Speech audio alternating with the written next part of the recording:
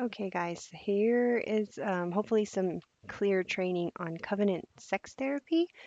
Uh, let's see here. So the problem that we've been running into is that I guess, there's just been some misunderstanding and confusion on his scheduling. His scheduling is super confusing. I know it is because it's always been that way, and he's been a client of ours for a really long time.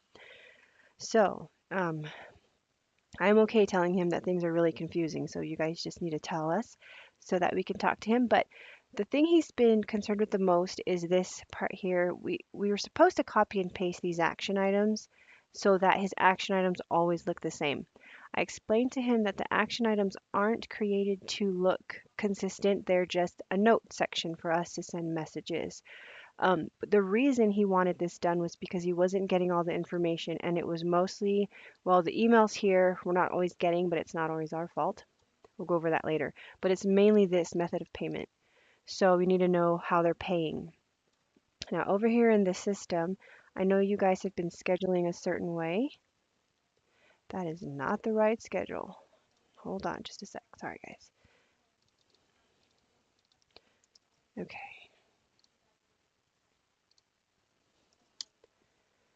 All right. Here we go. So, what you guys have been doing right now is you click on it, you click in the space and you schedule. The way I see the normal progression going with these calls is when somebody does call in, we want to ask them first if they're a current client, if they've been in to see us before or not. If they've never been in, we need to create them first, create them a profile. This will keep things a little bit more simple, I think. So create a client. So I've already done this, so hopefully it lets me do it again. So Jill's office, phone number is right there, and then email. Okay, and then whatever. So right here we've been selecting the billing type. It does nothing. And that's not our fault. That's his system. Now he understands, so he understands why things haven't looked the way he's needed them to. This is how we're going to fix it. Ignore this completely, or if you choose insurance, it will do nothing. It'll only show him that it's self-pay again. So what you want to do is save the client, and you've sort of been doing this. Oh, see, it's showing that. Dang it. Anyway, this is not good.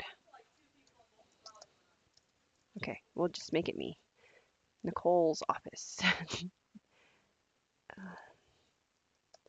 Nicole. All right, save. Okay, so this pops up like usual. When you're scheduling the other way through the calendar, this happens too. But you need to go in and create a new client because this is what happens after you send this message.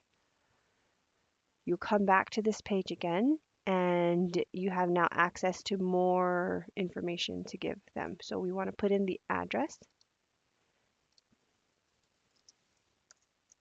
Oops.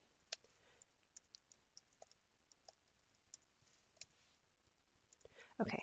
And then we need to go down to the notes. And this is where you are going to put in the payment type. So Bishop Pay or Self Pay or insurance or whatever it is, put it there, then you hit save.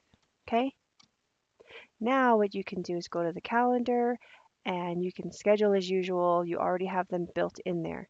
Now here's the thing, if you end up forgetting to, because I'm sure we will for a while, and I told them this, what you can do is you can click on anybody, click on their name, and it will open up their profile. It'll do this even if you search a client, you can search them. But here it says view edit client info. All the way down, there's address, so you can put it in if you forgot to, and here's the notes again. So you type in the notes, the type of payment, okay? The other thing was if you're going to do a couples session, be sure to add all of that in each of their profiles. So put the address in twice, put whatever it is, put it in twice under both of their profiles. Okay, hopefully that is clear enough. Let me know.